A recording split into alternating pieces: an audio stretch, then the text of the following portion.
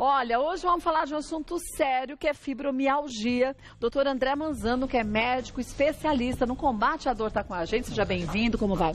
Tudo bem? Boa tarde, Kátia. Boa tarde. E fibromialgia é um assunto complicado, porque muita gente passa tempo sentindo dor sem ter um diagnóstico correto, né? Até 2 a 4% da população sofre com fibromialgia, né? E muitas pessoas sem o diagnóstico correto. Olha, a gente fez até um resumo do assunto que a gente vai abordar aqui nesse vídeo. Vamos assistir? Vamos lá. Vamos?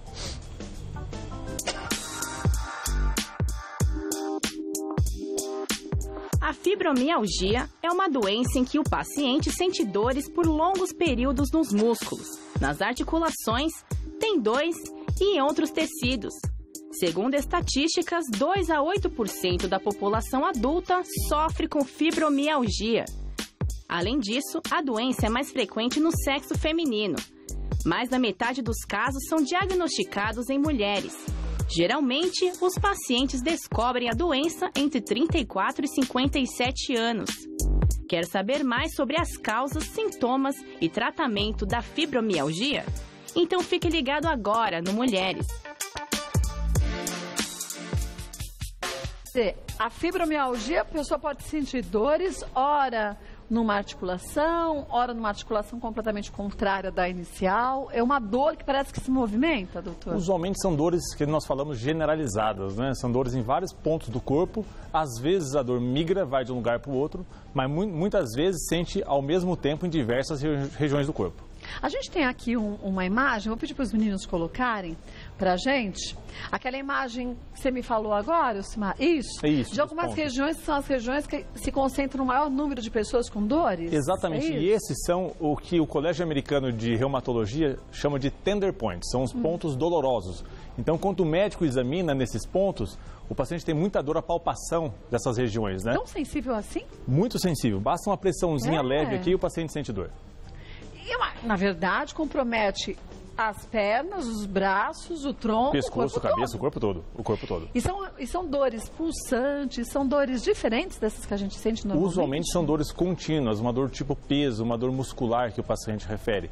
Pobremente caracterizada. Tem paciente que refere que pulsa, tem paciente que refere que lateja, tem paciente que refere que é um peso, tem paciente que refere que é uma pontada. Cada paciente sente de uma forma. Por isso que é tão difícil o diagnóstico? Por isso que é muito difícil o diagnóstico, né? E tem várias doenças que mimetizam, que têm sintomas parecidos com fibromialgia, que precisam ser diagnosticados, né? A gente tem mitos e verdades, vamos começar com eles, e você pode mandar já as suas perguntas também. A fibromialgia é uma forma de artrite? Mito. Então, mito, né? Mito, né? A artrite é uma inflamação da articulação. Então, a articulação do paciente com fibromialgia não tem nenhuma lesão estrutural, ela não está inflamada, embora o paciente possa referir dor articular. Assim como o músculo do paciente com fibromialgia também não está inflamado. Na verdade, a fibromialgia é, entre aspas, uma doença do sistema que percebe a dor, né? Por isso que é muito difícil o diagnóstico. Ah, então não é uma doença naquela localidade? Não é naquela localidade. Inclusive, tem estudos com biópsias dos pontos dolorosos que não mostram nenhuma alteração, né? Puxa vida, vamos ver mais uma. A dor é o único sintoma da doença. Mito também, né? Então, a fibromialgia cursa, além das dores generalizadas, com outros sintomas, como, por exemplo, alteração dos hábitos intestinais ou urinários, falta de ar, batedeira no peito, insônia, alterações do peso, às vezes boca seca, entre outros inúmeros sintomas, né? Então, isso é um mito. Pessoas com fibromialgia devem evitar atividades físicas. Mito e um mito perigoso, porque, na verdade, o exercício físico é um dos melhores tratamentos para a fibromialgia. Melhor, inclusive, que os próprios medicamentos, né? Então, nós sabemos que tanto exercícios físicos aeróbicos, como, por exemplo, caminhadas, corridas, natação, como exercícios físicos de fortalecimento, como a musculação, são benéficos, né? Então, eu sugiro que o paciente faça aquilo que lhe traga mais prazer. Mas sugiro também que o paciente procure um auxílio de um educador físico ou de um fisioterapeuta para fazer isso de forma orientada. Isso para todo mundo vale, né? Para todo mundo, para todo mundo. Vamos ver mais um? Não há tratamentos para a doença. Mito, existem inúmeros tratamentos, né? Então, o tratamento deve ser multidisciplinar. O que é isso? medicamentos específicos, claro, receitados por um médico, exercícios físicos, que nós falamos anteriormente, psicoterapia é muito importante e existem outros tratamentos, como, por exemplo, a acupuntura. E, inclusive, tem um estudo recente em pacientes com fibromialgia que se beneficiaram do tratamento com a câmara hiperbárica, um estudo que saiu há 2 meses com bons resultados, né? Então, algo que está surgindo por aí. E como que a câmara funciona nesse tratamento? Então, já que não é dor específica, não é dor dessa localidade, né? Então, postula-se que há uma geração exacerbada de radicais livres como base da doença, embora a gente não saiba exatamente o que acontece. E o estudo foi feito em pacientes com fibromialgia que foram submetidos ao tratamento na câmara hiperbárica semanais por 2 meses e muitos, a maioria deles, tiveram boa resposta clínica. Será que é tipo uma oxidação? Que se dá nessas células? Possível que sim. Né? Então, hereditariedade conta em fibromialgia? Conta muito. Então, pacientes que têm mãe ou pai fibromiálgico têm mais chance de desenvolver a doença. Agora, gente, se a gente está falando que hoje o diagnóstico é difícil de acontecer, imagina 10 anos atrás? É impossível.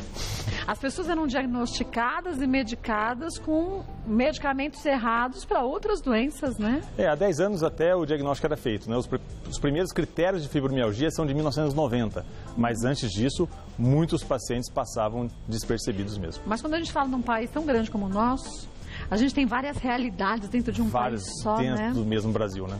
Hoje a gente tem especialidade como a sua de combate à dor. Há uns 30 anos atrás, isso seria complicado, a gente falar um médico especialista nisso. As pessoas achavam que era normal sentir dor e hoje a gente vê que é anormal sentir dor, né? É totalmente anormal sentir dor. Não tem por que sentir dor nos dias de hoje, né? Não tem por quê.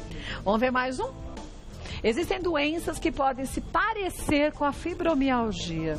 Isso é verdade, isso é muito importante, né? Então, existem diversas doenças que podem mimetizar, que têm sintomas parecidos com a fibromialgia. Exemplos, problemas na tireoide, problemas na paratireoide, que é uma glândula que controla o metabolismo do cálcio, algumas doenças reumatológicas, como, por exemplo, a polimialgia reumática, e algumas deficiências de vitamina. E é muito importante que isso seja identificado, porque cada problema desse tem seu tratamento específico. E bem diferente um do outro. Totalmente diferente um do outro, né? Então tem que... Gente, se você se encaixa nesses exemplos todos que a gente está mostrando, já foi ao médico, não teve um diagnóstico que você acha correto, está fazendo um tratamento que não está surtindo efeito, busque uma segunda opinião, não é? É preciso que se examine o paciente, solicite alguns exames de laboratório para descartar essas doenças, né? Vai descartando todas até que se chegue à fibromialgia, Exatamente, né? Esse é o ponto. Vamos para as perguntas que surgiram. A primeira é da Ana Letícia. Por que a fibromialgia piora quando ficamos tristes ou deprimidos? Isso acontece, doutor? Ana Letícia, boa pergunta. Isso acontece, sim. Então, as dores, especialmente as dores crônicas, estão intimamente relacionadas com o nosso emocional. O que não quer dizer que as nossas dores, que as dores dos pacientes são da cabeça, né?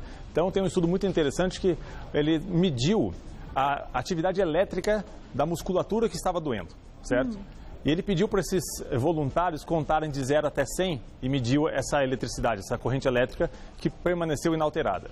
Depois ele simulou um pequeno estresse, pediu para esses voluntários contarem de 100 até 0, pulando de 7 em 7. Quer dizer, como você tem que ficar pensando um pequeno estresse. Um pequeno estresse. E a atividade elétrica naquele músculo que estava doendo dobrou, né? Com um estresse tão pequenininho? Com um estresse tão pequenininho. Então, imagine o estresse de verdade, diário e acumulado no nosso dia a dia. Então, tem muita influência na dor crônica, sim. Agora, imagine esse estresse da própria família ou de um próprio médico que não tenha feito um diagnóstico correto, quando ela diz que piora as dores quando fica triste e as pessoas falam, é da sua cabeça. Você está inventando. Então, isso gera um estresse ainda maior, Isso é uma crença muito, muito perigosa. Isso piora, né, a qualidade de vida dessa pessoa. Isso piora a relação do médico com o paciente. O paciente perde a confiança no médico, né? Então isso é terrível, na verdade. Então, Ana, se isso acontece com você, vai ao médico, é normal, mas tem que saber também de que forma a gente tem que começar a lidar com esse estresse do dia a dia de um jeito mais amenizado, Tem que saber o que é isso e tem que tratar isso. Por isso que a psicoterapia é muito importante no tratamento do paciente com fibromialgia. Vamos ver mais uma? Renata, porque mesmo sem ter feito esforço e estando fazendo o tratamento, meu corpo volta a doer? Os analgésicos não estão adiantando. Renata, existem vários fatores que podem ser responsáveis por essa volta da dor, né? A intensidade das dores da doença, ela oscila, isso é natural, né? Como a Ana disse anteriormente, estresse e depressão também pode estar relacionado. O frio também está relacionado. E, eventualmente, os analgésicos não estão adiantando, né? É preciso um ajuste de dose, eventualmente uma combinação de medicações e, mais importante, que o tratamento seja feito de forma global. Como eu disse, com os medicamentos, com a atividade física, com a psicoterapia e com outros tratamentos que estão disponíveis também, né? A atividade física não só pela musculatura começa a ser trabalhada em movimento, mas também pela adrenalina e todos os hormônios que se movimentam no corpo através de uma atividade adequada, né? E principalmente pelas endorfinas, que são potentes analgésicos naturais que são liberados com a prática do exercício físico. E a pessoa fala, eu já estou com dor, vou fazer atividade física, eu vou ficar pior. E é o oposto. É o oposto, é o oposto. O que acontece é que isso tem que ser gradual. Porque no começo o paciente realmente está com muita dor, eventualmente ele não consegue fazer uma atividade física suficiente, né? Mas tem que começar devagarzinho e aumentando aos poucos. Por isso tem que ser acompanhada por um profissional, isso que tem que ser né? acompanhada. Renata, então busque conversar com o teu médico, faça a alteração no que for necessário para você ter mais qualidade de vida, né? Vamos ver mais uma? A Elizabeth.